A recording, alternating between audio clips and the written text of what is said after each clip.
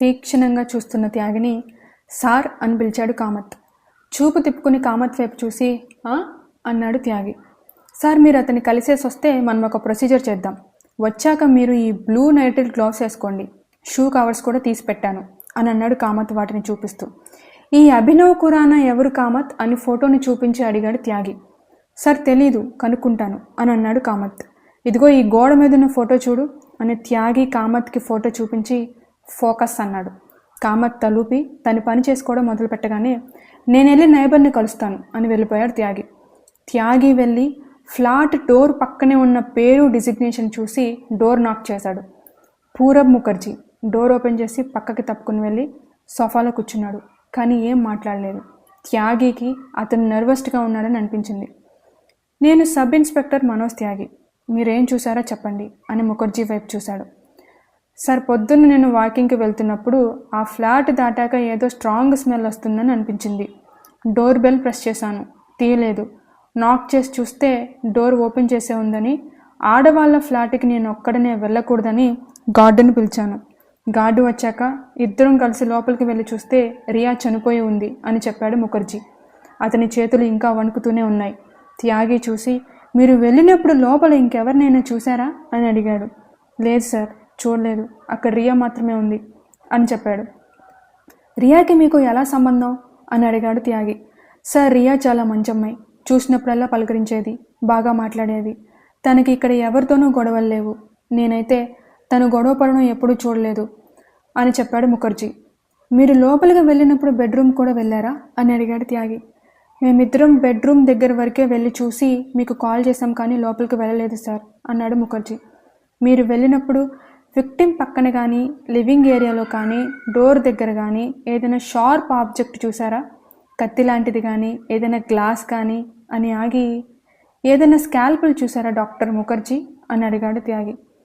ముఖర్జీ త్యాగి వైపు చూసి, సార్, నేనేం చూశానో అదే మీకు చెప్తున్నాను అన్నాడు. కానీ అతని గొంతు వణికిపోతూనే ఉంది.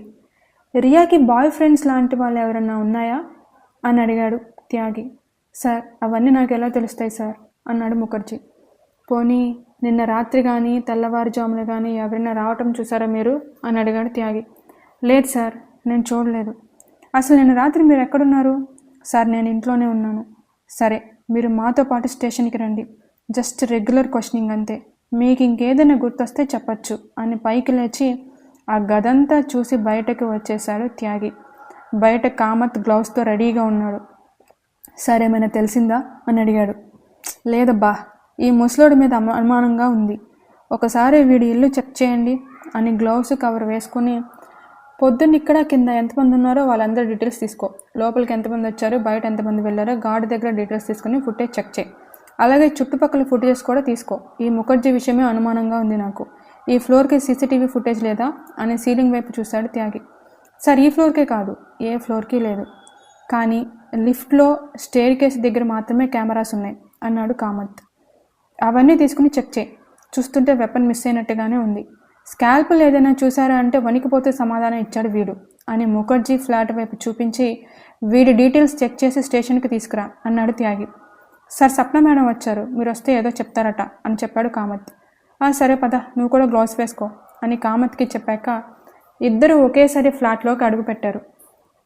సప్నా మేనన్ అప్పటికే అక్కడ ఎగ్జామిన్ చేస్తూ త్యాగి వైపు చూసి, పీక కోయడం వల్లనే చనిపోయి ఉండొచ్చు, ఇది తప్ప ఇంకెక్కడ గాయం కానీ బ్లీడ్ అయినట్టు కానీ ప్రస్తుతానికి తెలియలేదు, అటాప్సీ చేస్తే చెప్పచ్చు, చూస్తుంటే పై అవయవాల్లో రిగర్ మార్టిస్ పూర్తిగా ఏర్పడింది, కానీ కింద అవయవాల్లో ఇంకా పూర్తిగా ఏర్పడలేదు, టైమ్ ఆఫ్ డెత్ సుమారుగా అర్ధరాత్రి సమయంలో 12 నుండి 2 మధ్యలో కావచ్చు, కానీ క్లారిటీ మాత్రం అటాప్సీ అయ్యాకే చెప్పగలను అంది సప్న. సార్, రిగర్ మార్టిస్ అంటే అన్నాడు కామత్. బిగుసుకుపోవడంలే అని కామత్కి చెప్పి సప్న వైపు చూసి, ఎనీ డిఫెన్సివ్ ఇంజురీస్ అని అడిగాడు. ఏమో, ప్రస్తుతానికి చెప్పలేము, ఇంటర్నల్గా ఏమైనా ఉండొచ్చు కానీ పైకైతే లేవు. సప్న మెల్లగా రియా చేతిని పైకెత్తి గోళ్ళని లెన్స్లో చూసి, గోర్లలో రక్తం కనిపిస్తోంది, ఇంకేదో కూడా ఉంది, కానీ టెస్ట్ చేస్తే చెప్పగలను అని చెప్పింది సప్న. ఆ ఫింగర్ నెయిల్ శాంప్లింగ్స్ చాలా క్రూషియల్, జాగ్రత్తగా లేబుల్ చేయండి, ఎగ్జిబిట్ నెంబర్స్ కూడా కరెక్ట్గా మెన్షన్ చేయండి, లేకపోతే చాలా ఇబ్బంది పడాల్సి వస్తుంది అన్నాడు త్యాగి. సార్ అవన్నీ నేను చూసుకుంటాను అన్నాడు కామత్. సప్న, కామత్, త్యాగి ఎవరి పని వారు చేసుకుంటూ ఎవిడెన్స్లు సీల్ చేస్తూ ఉంటే మిగిలిన వాళ్ళు వాళ్ళకు అప్పగించిన పనులు పూర్తి చేస్తూ ఉన్నారు. సార్ ఎక్కడా మర్డర్ వెపన్ దొరకలేదు, మొత్తం చూశాను అన్నాడు కామత్.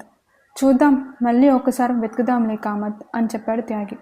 గార్డెన్ ఒకసారి పిలువు అని చెప్పి కామత్ వెళ్ళి గార్డెన్ తీసుకురాగానే పేరు చూసి, దిలీప్ ఇక్కడేం జరిగింది, నువ్వేం చూసావో చెప్పు అన్నాడు త్యాగి. సాబ్, ముఖర్జీ సాబ్ నేను కలిసి లోపలికి వెళ్ళి చూసాము, చూడగానే మీకు కాల్ చేసి చెప్పాము అన్నాడు దిలీప్. ఇంకేమైనా చూసావా, ఏదైనా కత్తి కానీ అలాంటిది ఏదైనా చూసావా అని అడిగాడు త్యాగి. అవేమీ నేను చూడలేదు సాబ్ అన్నాడు దిలీప్.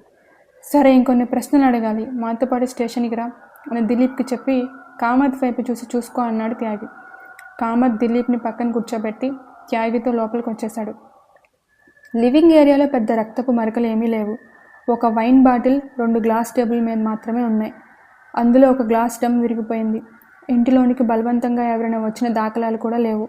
అంటే డోర్ లోపల నుండే ఓపెన్ చేసైనా ఉండాలి, లేదా వచ్చిన వాడి దగ్గర యాక్సెస్ అయినా ఉండాలి, లేదా వచ్చిన వాడు విక్టిమ్కి తెలిసిన వాడైనా ఉండాలి అని డోర్ పట్టుకుని చూసి, కామత్ ఇది స్మార్ట్ లాక్లా ఉంది చూడు అన్నాడు త్యాగి. చూస్తుంటే మెయిన్ డోర్కి స్మార్ట్ లాక్ ఇన్స్టాల్ చేసినట్టుగా ఉంది సార్ అన్నాడు కామత్.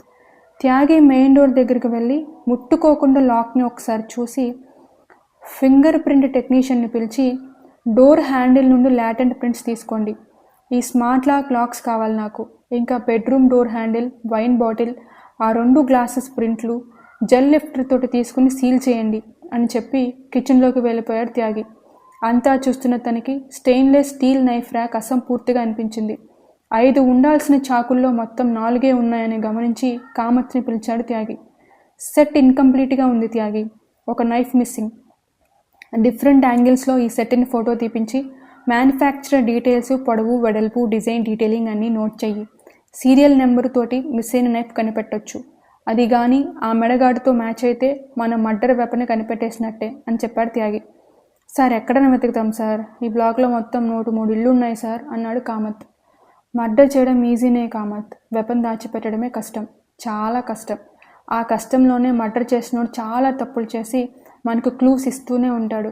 ఆ వెపన్ మనకి ఖచ్చితంగా దొరుకుతుంది, వెతికించు అని చెప్పాడు త్యాగి.